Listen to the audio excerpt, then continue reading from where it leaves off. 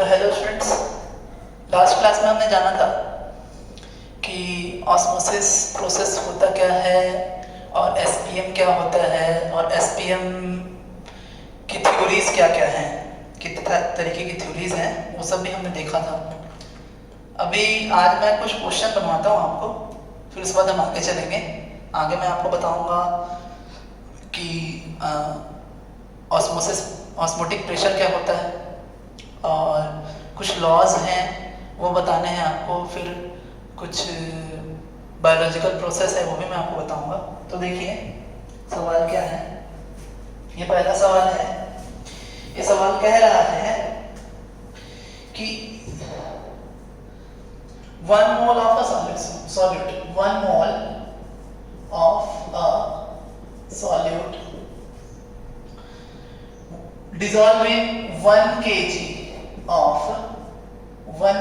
of H2 और dissolve करने के बाद जो बॉइलिंग पॉइंट आया वाटर का वो आ गया 100.5 डिग्री सेंटीग्रेड।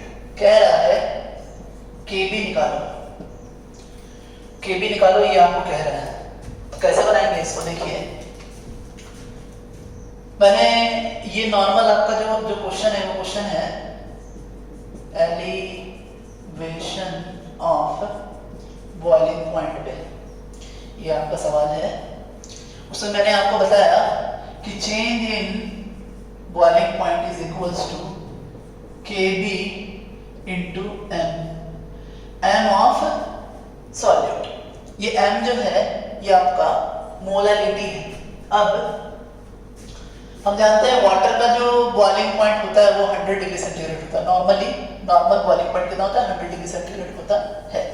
तो जब चेंज इन हम निकालेंगे तो कितना आएगा, 100.5 minus 100 that is Kb into m। अब m क्या होता है, number of moles of solute upon mass of solvent in KG. अब देखिए ये आपका आया 0.5 और ये Kb into number of moles कितने हुए, 1 दिया है यहाँ पे सॉल्यूट का नंबर ऑफ मोल्स, और 1 kg ऑफ H2। तो ये मास भी आपका दिया कितना, 1। सो Kb इज इक्वल्स टू 0.5 आपका आ गया। इसका यूनिट क्या होगा, तो 0.5 डिग्री सेल्सियस kg पर मोल। अब ये चेंज इन है तो यहाँ पे हम केल्विन भी लिख सकते हैं क्योंकि दोनों स्केल सेम ही होता है। चेंज इन टेम्परेचर में डिग्री सेल्सियस और केल्विन सेम ही होते हैं। दोनों का जो अमाउंट ऑफ दो रीडिंग्स के बीच में जो अमाउंट है वो सेम ही होता है, इसलिए हम यहाँ केल्विन लिख सकते हैं और डिग्री सेंटीग्रेड भी लिख सकते हैं। तो ये था आपका पहला सवाल। दूसरा सवाल देखते हैं, नेक्स्ट सवाल देखते हैं, आइए।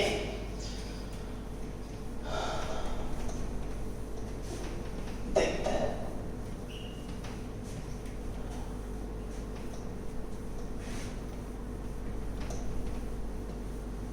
नेक्स्ट है, देखिए आप कह रहा है कि अ सॉल्यूशन ऑफ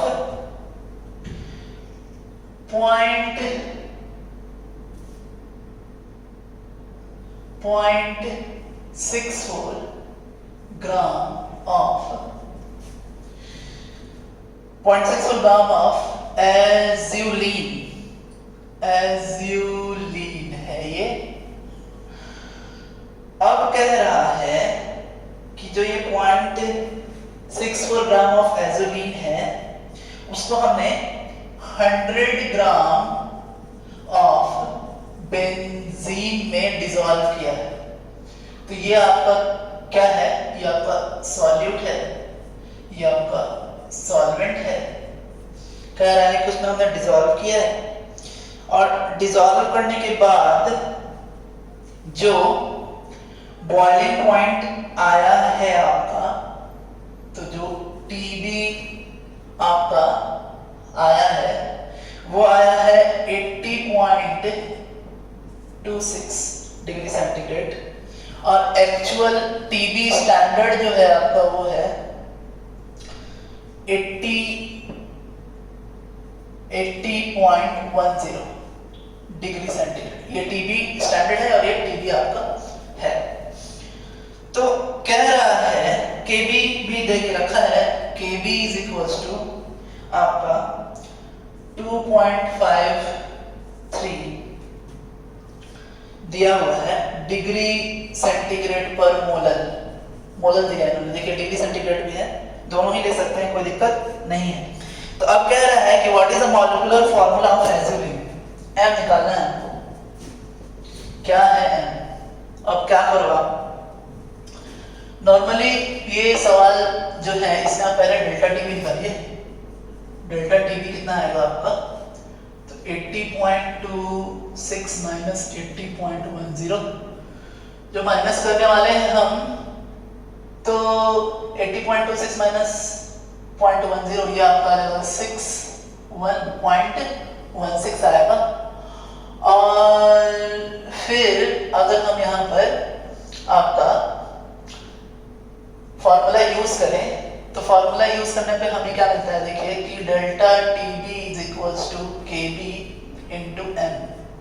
अब थोड़ा सा ऐसे एक्सपैंड कर लिया अगर, तो ये होगा delta Tb is equals to Kb into number of moles, number of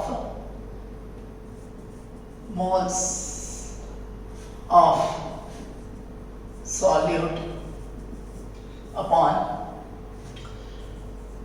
mass of solvent in gram into 1000 कर दीजिए इसको, तो केजी हो जाएगा। अब देखिए यह आपका 0.16 इज इक्वल्स टू केबी का वैल्यू देके रखा है हमने 2.53, अच्छा इनटू यहाँ पे number of moles of solid है, तो हमें उसका मोलर मास निकालना है। तो क्या करो, इसको भी चेंज करो आप, चेंज करेंगे तो ये होगा कि mass of solute upon molar mass of solute, ऐसा लिखता हूं मैं, इनटू सॉल्वेंट का मास, सॉल्वेंट मास इन ग्राम इनटू 1000।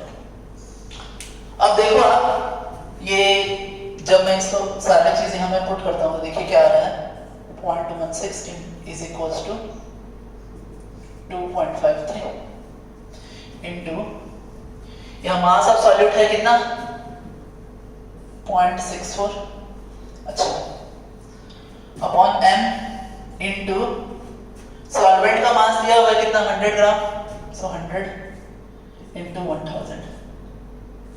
सॉल्व करिए, m का वैल्यू निकालिए, m इज इक्वल टू कितना आएगा 2.53 इंटू 0.64 अपॉन 0.16, अच्छा इन दोनों को खत्म ही कर दीजिए, इंटू क्या हो जाएगा 10 हो जाएगा। सॉल्व करिए इसे, सॉल्व करने पे आ जाएगा आपका m इज इक्वल टू 125, इतना आएगा आपके।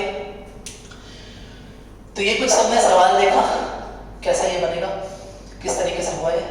आगे हम चलते हैं अपने टॉपिक पे। हमारा टॉपिक क्या है, देखिए हमारा टॉपिक है जो नेक्स्ट है वो है आपका, हम ऑस्मोसिस पढ़ रहे हैं, देखते हैं क्या बात है ऑस्मोसिस में। आइए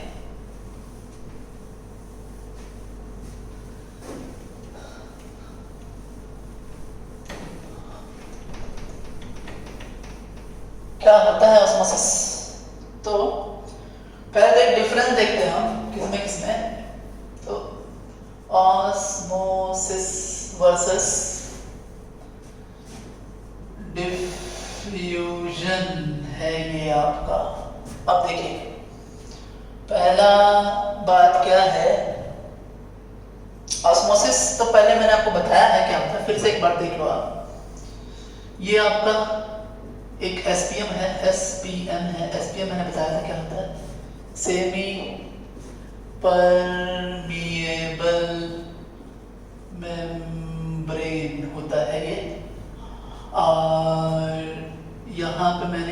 सॉल्वेंट लिया है और यहाँ एक सॉल्यूट लिया है। अब सॉल्यूट प्लस, या डायरेक्टली मैं बोलूँ सॉल्यूट प्लस सॉल्वेंट लिखने से अच्छा मैं लिखता हूँ सॉल्यूशन। अब होगा क्या कि यहाँ से सॉल्वेंट जो है वो मूव करके यहाँ जाएगा, ठीक है। तो हो क्या रहा है यहाँ पर कि ये जो सॉल्वेंट है यहाँ पर सॉल्यूट का कंसंट्रेशन है ही नहीं, लो कंसंट्रेशन, और यहाँ क्या है हाई कंसंट्रेशन। तो जो सॉल्वेंट मूव कर रहा है वो सॉल्वेंट मूव कर रहा है लो कंसंट्रेशन से हाई कंसंट्रेशन की तरफ में। क्यों मूव करता है ये भी मैंने आपको बताया थ्योरी ऑफ एसपीएम में। एसपीएम थ्योरी ऑफ एसपीएम में जो सबसे लास्ट थ्योरी मैंने आपको बताया था, वो लास्ट थ्योरी में मैंने आपको बताया था कि जिसका वेपर प्रेशर ज्यादा होगा, तो एक्चुअली एसपीएम जो होता है उसके अंदर जो पोर्स होते हैं वो बहुत ही छोटे होते हैं कि जिससे होकर के कोई भी लिक्विड फेज मॉलिक्यूल पास नहीं कर सकता। लेकिन हाँ, अगर वो वेपर फेज में चला जाए तो वेपर फेज में जाने के बाद वो इजीली उस मेम्ब्रेन से होकर क्रॉस कर सकता है। अब नॉर्मली हमने देखा है कि कोई प्योर सॉल्वेंट है और कोई सॉल्यूशन है, तो सॉल्यूशन का वेपर प्रेशर कम होता है। ये हमने रॉड लॉ में पढ़ा था, जो मैंने आपको सॉलिड इन लिक्विड सॉल्यूशन में मैंने पढ़ाया था, सॉलिड इन लिक्विड सॉल्यूशन। जो पहला क्वालिटेटिव प्रॉपर्टी दैट इज आपका relative lowering of vapour pressure, जो मैंने आपको पढ़ाया था। तो relative lowering of vapour pressure में मैंने आपको बताया कि जो सॉल्यूशन होता है तो सॉल्यूशन का वेपर प्रेशर जो है वो सॉल्वेंट से कम हो जाता है। तो ये सॉल्यूशन है, ये सॉल्वेंट है, इसका वेपर प्रेशर ज्यादा है, तो इसका जो वेपर क्रिएट होगा वो इस एसपीएम से होकर क्रॉस करके उधर चला जाएगा। और जब ऐसा जाएगा तो जो सॉल्वेंट का जो मूवमेंट है वो लो कंसंट्रेशन से हाई कंसंट्रेशन की तरफ है। तो हमें क्या दिख रहा है, ऑस्मोसिस में होता क्या है? ऑस्मोसिस में होता है कि सॉल्वेंट मूव करता है, moves in one direction only. इसमें क्या डिफरेंस है इसका डिफ्यूजन से? तो डिफ्यूजन में क्या हुआ, जैसे कि डिफ्यूजन प्रोसेस समझते हैं। डिफ्यूजन मैंने क्या किया कि मैंने यहां पर कोई एक गैस को हाई कंसंट्रेशन यहां पर दे दिया एक जगह पे, ऐसा दिया। अब बाकी ये गैस पूरा फिलअप है, पूरे तरह के से किसी डिफरेंट गैस से फिलअप है, दूसरा गैस से यहाँ फिलअप है। इसको मैं क्रॉस दिखाता हूँ, ज्यादा बेटर रहेगा। इस तरीके से दूसरे किसी गैस से क्या है ये फिलअप है। अब क्या होगा इसमें कि ये जो मॉलिक्यूल है, ये जो अननोन गैस का यहाँ मॉलिक्यूल है, ये आगे की ओर जाएगा ये गैस, और एक्स वाला गैस इधर आएगा। तो दोनों के बीच मूवमेंट तो है लेकिन अपोजिट मूवमेंट है, यानी gas and medium gas moves in opposite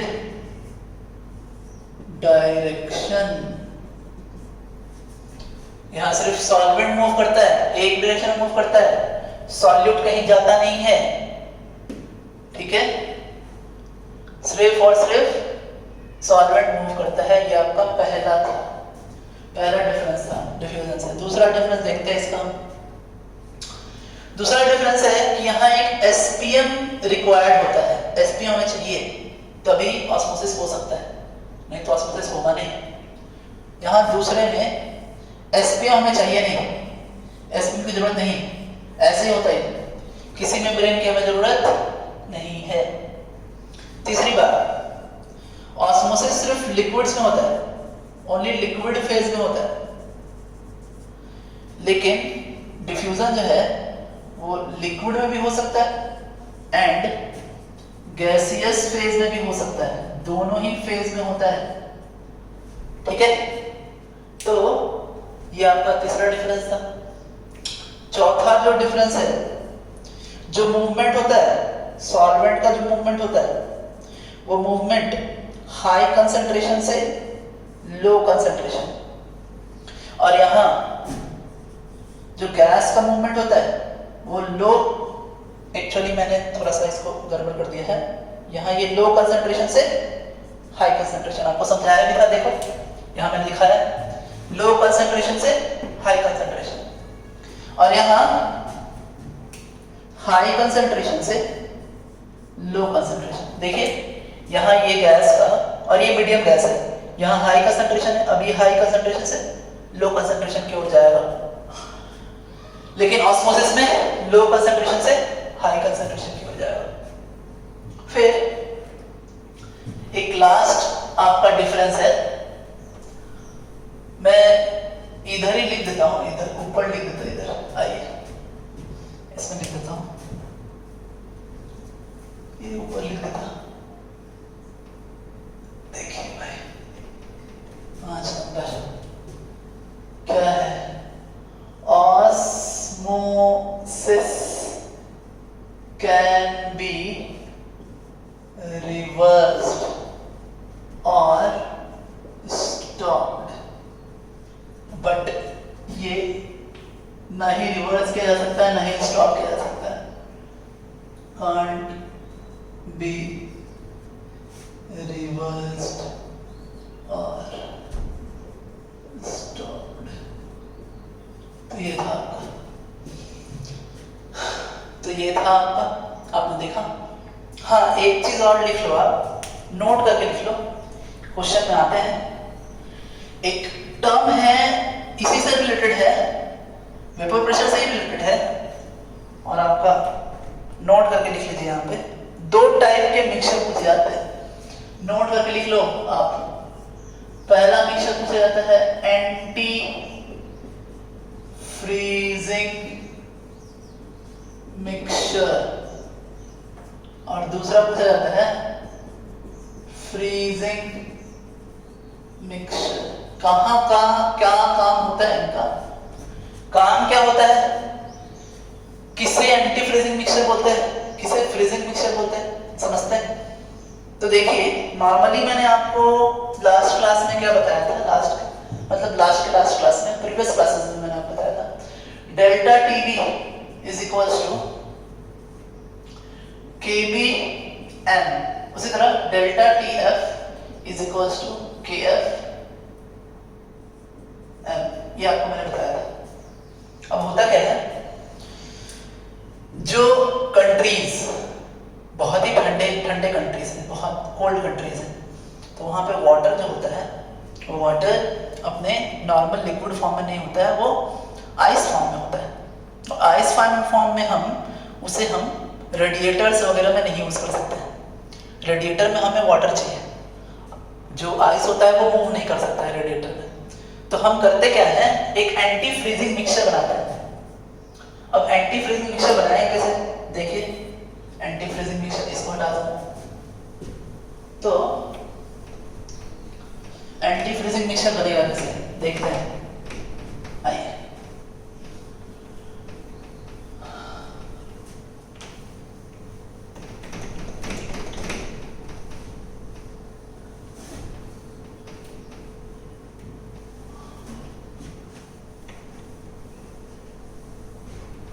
तो एंटी फ्रीजिंग मिक्सचर करना क्या है, अपने को वाटर लेना है, वाटर प्लस ग्लाइकॉल ले लेना है, glycol CH2 OH and OH, या फिर वाटर प्लस ग्लिसरॉल ले लेना है, that is CH2 CH CH2 OH OH या OH।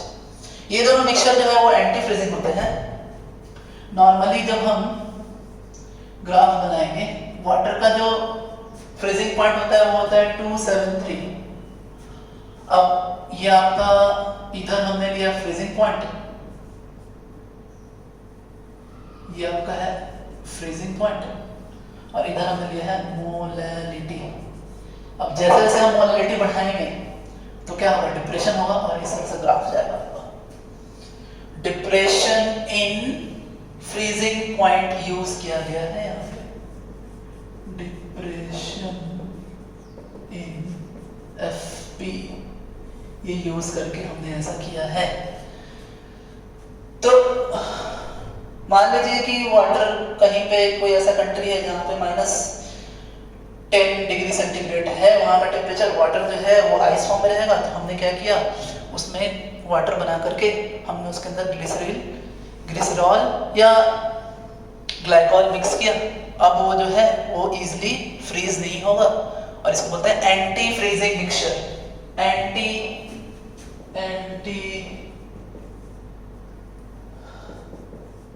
फ्रीजिंग मिक्सचर, ये रहा आपका। तो हमने ये पढ़ा। अब आते हैं फ्रीजिंग मिक्सचर क्या होता है। आइए फ्रीजिंग मिक्सचर क्या होता है उसको भी समझते हैं। देखिए क्या है फ्रीजिंग मिक्सचर, समझते हैं इसे। फ्रीजिंग मिक्सचर को देखते हैं। तो फ्रीजिंग मिक्सचर क्या होता है। फ्रीजिंग मिक्सचर, अब देखिए अगर हमने आइस लिया है, आइस प्लस सॉल्ट ले लिया है, सॉल्ट मतलब नॉर्मल NaCl अगर हम ले लिया तो इसको बोलते हैं फ्रीजिंग मिक्सचर। कभी कभी लेबोरेटरी में या फिर कोई ऐसा जैसे आइसक्रीम बनाना है या फिर किसी चीज को बहुत ठंडे टेम्परेचर पे प्रिजर्व करना है अपने को, तो प्रिजर्व करने के लिए हम क्या कर सकते हैं कि इस फ्रीजिंग मिक्सचर से हम -30 डिग्री सेंटीग्रेड तक अचीव कर सकते हैं आइस प्लस NaCl के मिक्सचर को से, और इसे ही हम क्या करते हैं, फ्रीजिंग मिक्सचर कहते हैं। तो ये हमने देखा, दोनों क्वेश्चन डायरेक्टली आ जाता है। फ्रीजिंग मिक्सचर किसे बोलते हैं, एंटी फ्रीजिंग मिक्सचर किसे बोलते हैं, तो आपको ये मालूम होना चाहिए कि कौन सा फ्रीजिंग और कौन सा एंटी फ्रीजिंग होता है। अब हम समझते हैं क्या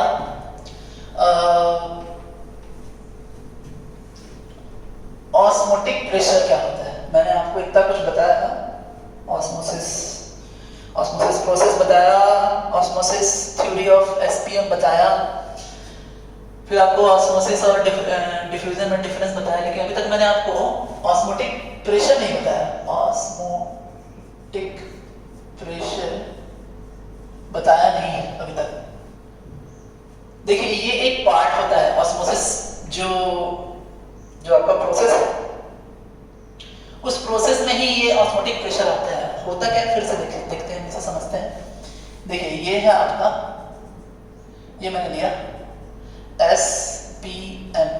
अब करना क्या है, यहां से मैंने ये इसको इस तरह से, अब देखिए ये तो कॉलम बनाया मैंने, कॉलम तो बनाया है, थोड़ा ऊपर चले जाते हैं।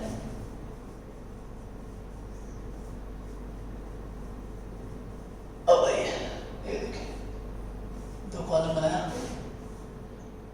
देखिए अब क्या हुआ, यहां हमने लिया है प्योर सॉल्वेंट और यहां लिया है सॉल्यूशन। समझते हैं क्या हुआ। पहले दोनों ही कॉलम सेम थे, जब हमने सॉल्वेंट लिया और सॉल्यूशन लिया, दोनों कॉलम को हमने सेम ले लिया।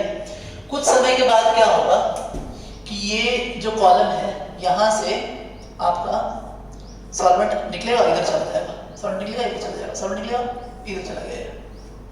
अब जब गया तो पहले जो कॉलम सेम थे वो कॉलम अब क्या हो जाएंगे, डिफरेंट हो जाएंगे। ये कॉलम थोड़ा सा बड़ा हो जाएगा, ठीक है, ये ऐसा हो गया आपका कॉलम, ठीक है। क्यों हुआ ऐसा, क्योंकि रीजन आपको मैंने बताया है क्यों हुआ ऐसा। वो ऐसा कि सॉल्वेंट का वेपर प्रेशर हाई है, इसका वेपर प्रेशर हाई है। अब वेपर प्रेशर हाई है, इसका यहाँ सॉल्यूशन का वेपर प्रेशर लो है, तो यहाँ से सॉल्वेंट निकलेगा और सॉल्वेंट इस SPM के थ्रू जो वेपर था वो यहाँ से चला जाएगा। और जब जा रहा है तो सॉल्वेंट और सॉल्यूशन के कॉलम में ये जो डिफरेंस आया है, ये वाला डिफरेंस, ये वाला, ये जो डिफरेंस आया है, ये जो डिफरेंस है, इसी डिफरेंस की वजह से जो प्रेशर क्रिएट होगा उसे हम बोलते हैं ऑस्मोटिक प्रेशर भाई, ठीक है। समझे कि सॉल्वेंट और सॉल्यूशन में जो प्रेशर डिफरेंस क्रिएट हुआ, वो प्रेशर डिफरेंस कॉलम के वजह से जो प्रेशर डिफरेंस आया उसे हमने बोला ऑस्मोटिक प्रेशर। इसको समझेंगे कैसे, करना क्या है, ये जो कॉलम है यहाँ पे आप क्या करो, अब एक पिस्टन यूज करो, पिस्टन यूज किया हमने और सेम इतना ही अमाउंट हमने इस पिस्टन को मूव करा दिया नीचे की तरफ, कर दो मूव इसे नीचे, ठीक है, कर दिया मूव हमने। अब जब नीचे मूव करेंगे तो जैसे ये पिस्टन यहां से पहुंच करके ये नीचे यहां जब आ जाएगा इस जगह पर, सेम इस जगह पर, तो जो ऑस्मोसिस हो रहा था वो ऑस्मोसिस रुक जाएगा। अभी याद करो आप, मैंने कुछ देर पहले आपको बताया था कि osmosis can be stopped, osmosis can be stopped and reversed. तो इस तरीके से हम ऑस्मोसिस को क्या करते हैं, स्टॉप कर सकते हैं कि ये जो कॉलम का डिफरेंस है हमने एक्सटर्नली उतना ही प्रेशर अगर हमने लगा दिया तो ऑस्मोसिस जो प्रोसेस है वो रुक जाएगा। अब आगे भी सुनिए क्या होगा। अब अगर मान लो आप कि उससे इससे ज्यादा प्रेशर मैंने क्रिएट कर दिया, थोड़ा और मैं नीचे आ गया, तो जब मैं नीचे आऊंगा तो उस केस में क्या होगा कि अब सॉल्यूशन से सॉल्वेंट की तरफ आपका सॉल्वेंट मूव करना चालू कर देगा, उल्टा डायरेक्शन मूव करेगा। इसी को बोलते हैं हम रिवर्स ऑस्मोसिस। क्या बोलते हैं, रिवर्स ऑस्मोसिस। फिर से समझ सुनिए क्या है रिवर्स ऑस्मोसिस। जो ऑस्मोटिक प्रेशर जो क्रिएट हो रहा है ये सॉल्यूशन साइड में, ये जो ऑस्मोटिक प्रेशर है, इस ऑस्मोटिक प्रेशर से भी एक्सटर्नल जो ज्यादा प्रेशर अगर मैंने दे दिया तो अब सॉल्यूशन से मूव करना चालू होगा क्या, सॉल्वेंट, सॉल्यूशन से निकल करके सॉल्वेंट इस डायरेक्शन में जाएगा और मूवमेंट होगी high concentration to low concentration. ये पर्टिकुलर हम ये जो एग्जांपल है ये हम यूज करते हैं, इसको हम बोलते हैं, आपने नाम सुना होगा आरओ वाटर। आरओ वाटर क्या है, आरओ वाटर, आरओ वाटर मतलब चेक करो, reverse osmosis water, RO water. इसी तरह हम उसे प्यूरिफाई करते हैं। अब देखो ये यूज कहां होता है, हम क्या करते हैं, desalination of sea water, saline water, जिसमें नमक मिक्स हो उसे बोलते हैं हम सैलिन वाटर। तो डीसैलिनेशन कैसे करते हैं, देखिए एसपीएम लिया है, ये एसपीएम है, इधर हमने सी वाटर लिया। अब इसी वाटर को हम क्या कर रहे हैं, कंप्रेस कर रहे हैं। कंप्रेस करेंगे तो क्या होगा, यहां पे हमें प्योर वाटर मिल जाएगा भाई, इस जगह पे थोड़ा सा ऐसे कर देना है, ये वाटर मिलना चालू होगा, समझे। तो इस तरीके से आपका ये डीसैलिनेशन होता है, इसको बोलते हैं डीसैलिनेशन ऑफ सी वाटर। हमें करना बस इतना है, यहां से प्रेशर अप्लाई करना है भैया, बस कुछ नहीं, प्रेशर अप्लाई किया और ये आपका सी वाटर प्योर वाटर में चेंज हो गया। तो यहाँ उल्टा हो रहा है, यहाँ हाई कंसंट्रेशन से वाटर लो कंसंट्रेशन में आ रहा है और इसीलिए हमने इसको बोला है रिवर्स ऑस्मोसिस या फोर्स्ड ऑस्मोसिस बोलते हैं इसे। तो आपको समझ में आया कि एक्चुअली ऑस्मोसिस क्या होता है, ऑस्मोटिक प्रेशर क्या होता है, ऑस्मोसिस क्यों होता है, ऑस्मोसिस को रोक भी सकते हैं, ऑस्मोसिस को हम रिवर्स भी कर सकते हैं। अब कुछ तो हम यहाँ पे इसके लॉज देखेंगे, लॉज क्या है, देखिए ये ऐसा देखा गया है। एक्चुअली एक और डिफिनेशन है ऑस्मोटिक प्रेशर का, डिफिनेशन समझते हैं, मैं आपको बहुत समझा देता हूं क्या है ये। एक्चुअली सॉल्यूट पार्टिकल एसपीएम पे एक रेजिस्टेंस लगाते हैं जिसके वजह से आपका सॉल्यूशन मूव नहीं कर पाता है, सॉल्यूशन से वाटर मूव नहीं कर पाता है या सॉल्वेंट मूव नहीं कर पाता है। तो सॉल्यूट का पर यूनिट एसपीएम एरिया पे जो फोर्स लगता है उसको भी हम ऑस्मोटिक प्रेशर कहते हैं। फिर से सुनिए, सॉल्यूट पार्टिकल के एसपीएम के पर यूनिट एरिया पे जो फोर्स लगता है उसे हम ऑस्मोटिक प्रेशर कहते हैं। अब ऐसा देखा गया है कि जो सॉलिड पार्टिकल्स होते हैं वो आइडियल गैस लॉ फॉलो करते हैं। कैसा? एक पहला लॉ है जिसको हम बोलते हैं बॉयल्स वॉन्ट हाफ लॉ। ये पहला आपका कहता है कि जो ऑस्मोटिक प्रेशर है वो डायरेक्टली प्रोपोर्शनल होता है मोलैरिटी के, कंसंट्रेशन के। यहाँ कंसंट्रेशन मैं किस में लूंगा? मोलैरिटी में, मोलैरिटी में। सी मतलब मोलैरिटी, सी मतलब मोलैरिटी। तो इस अब देखो, आप इसको मैं ऐसा लिख सकता क्या? नंबर ऑफ मोल्स भी। अब फिर अगर मैं इसे लिखूं, अगर नंबर ऑफ मोल्स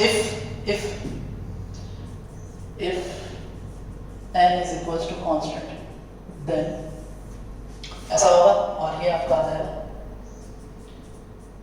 ये आपका आ गया पाई v is equals to constant। याद करो ये आपका बॉयल्स लॉ के एनालॉजी है, pv equals to constant।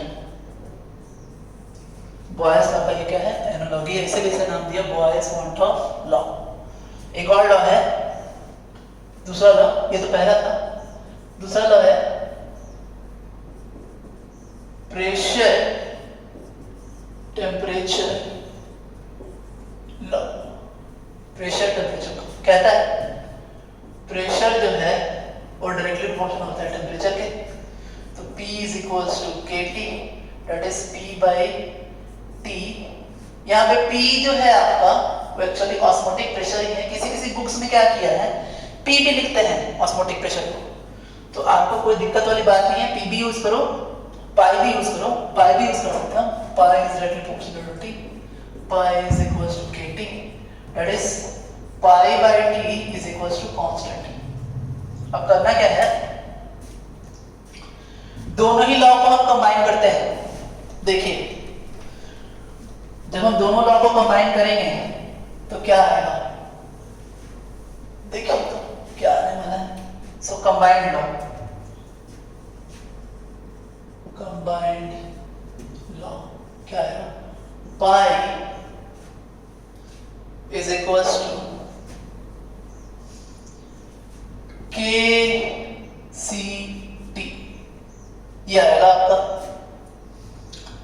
और ये जो k है यही k आपका देगा आर सी टी, ये आ गया। आर क्या है भाई? So k is equals to R is equals to क्या? Gas constant. वैल्यूज मैं लिखवाया हूं बहुत बार, 8.314 joule kelvin inverse mole inverse, या फिर 0.0821 ATM litre mole inverse kelvin inverse. और भी वैल्यूज हैं, एक और है 2 calorie mole inverse kelvin inverse, ये सब इसके वैल्यूज हैं, ध्यान दें आप। अब एक और लॉ है इसका, दैट इज समझते हैं थर्ड लॉ। थर्ड लॉ क्या है देखिए,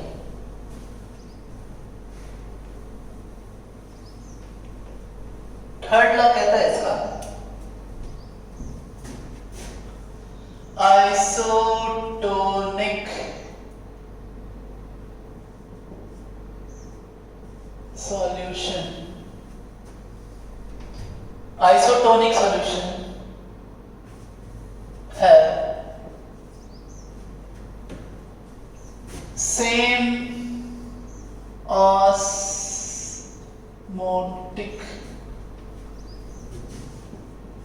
pressure at similar condition कर देता हूं मैं, सेम है, similar conditions। आइए समझते हैं इसको। आइसोटोनिक मतलब होता है कि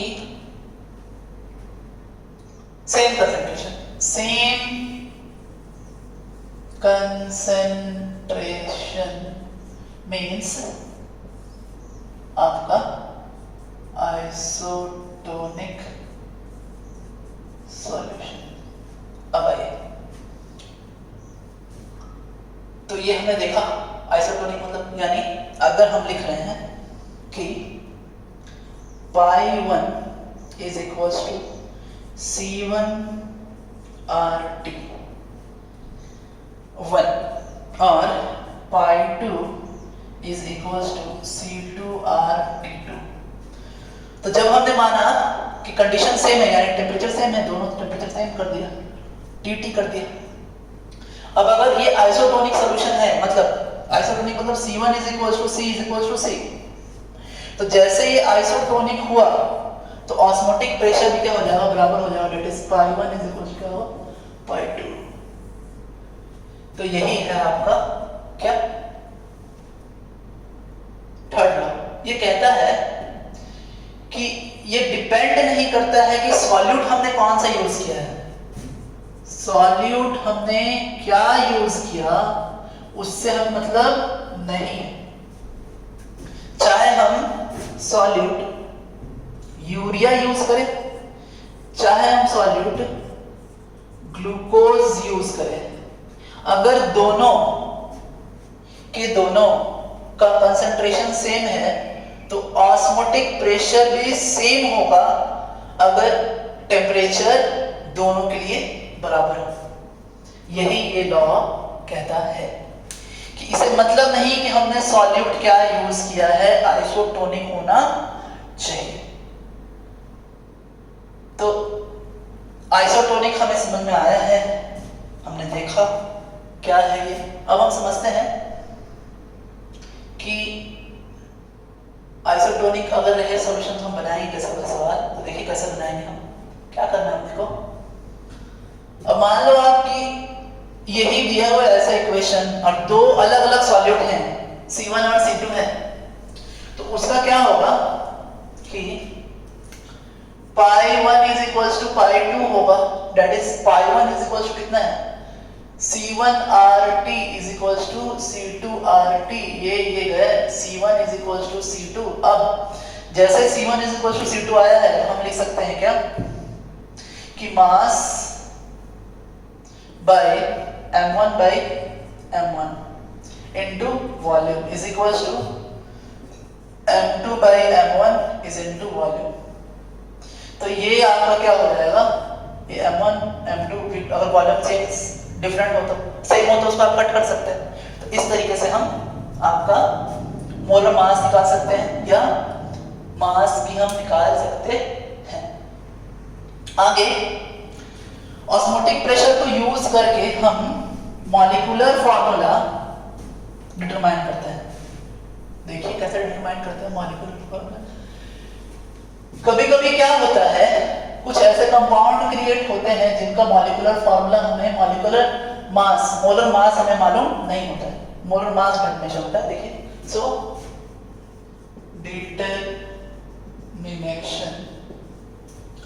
determination of molar mass of a solute. आइए कैसे करते हैं डिटरमाइन हम इसे।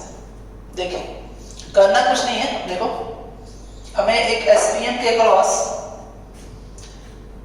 एक सॉल्यूशन बनाना है उस सॉल्यूट का, और सॉल्यूशन बना करके SPM के क्रॉस हम रख देंगे।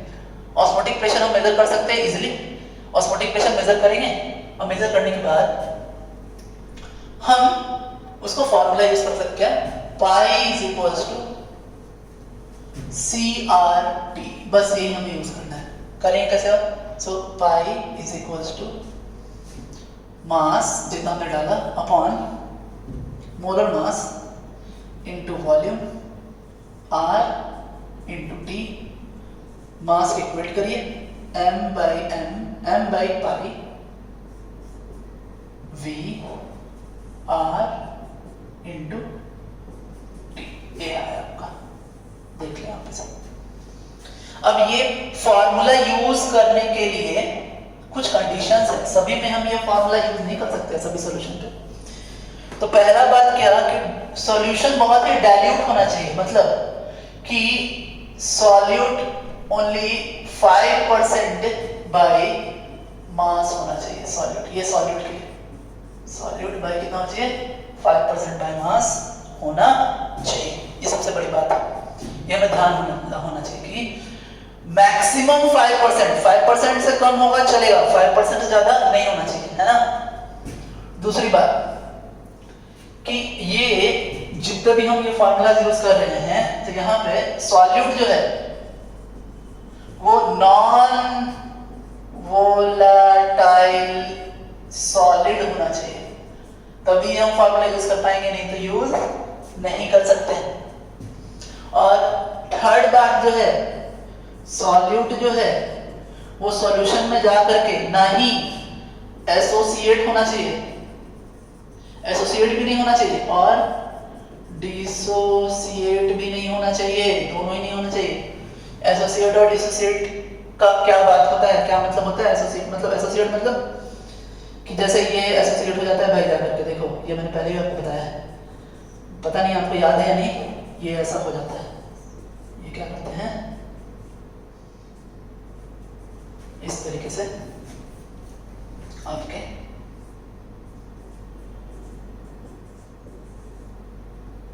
हाइड्रोजन बॉन्डिंग, और ये क्या होगा एसोसिएट हो गया, ऐसा कुछ होना नहीं चाहिए, डिसोसिएट भी होना चाहिए। डिसोसिएट क्या है मतलब ऐसा कुछ नहीं होना चाहिए। देखो आप यहाँ पे हमने CH3COOH लिया है, ये डिसोसिएट होगा, क्या होगा CH3COO minus plus H plus.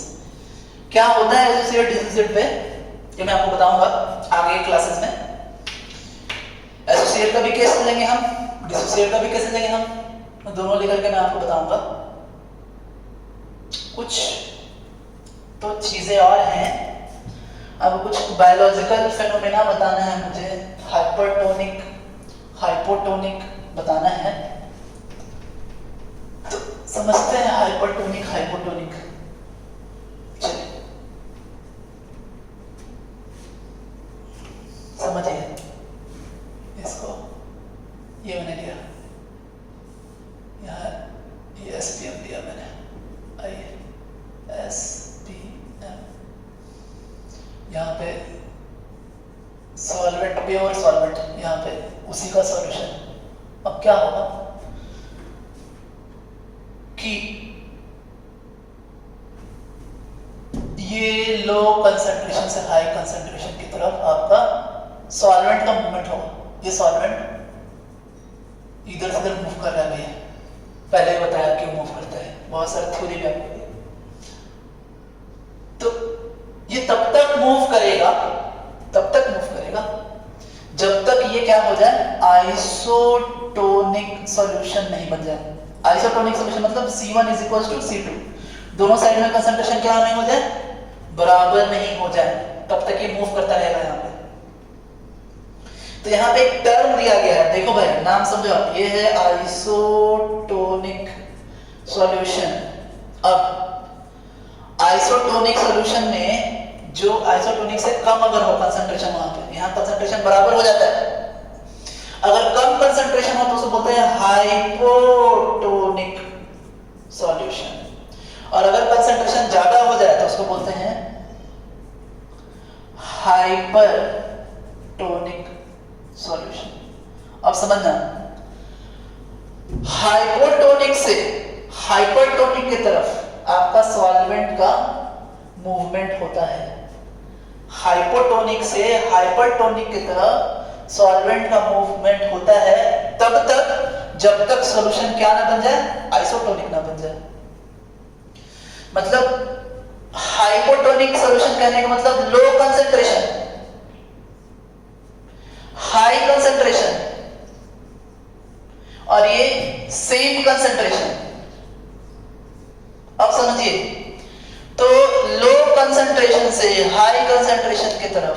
Solvent का मूवमेंट होता है। कब तक? जब तक आइसोटोनिक सॉल्यूशन ना बन जाए। तो यानी ये है आपका हाइपोटोनिक, ये है आपका हाइपरटोनिक। और जब ये रुक जाएगा आपका ऑस्मोसिस तो दोनों बन जाएंगे आइसोटोनिक। आपको सुनना है? अच्छे से आया होगा समझ में। तो अब मैं आपको काम की बात बताता हूं। ये मेरा अपना कंक्लूजन है, किसी बुक में ये बातें लिखी हुई नहीं। मेरा अपना कंक्लूजन क्या है देखिए, हाइपोटोनिक सॉल्यूशन, हाइपोटोनिक सॉल्यूशन मतलब समझना अच्छे से आप, जो मैं अभी आपको बोलने वाला हूं।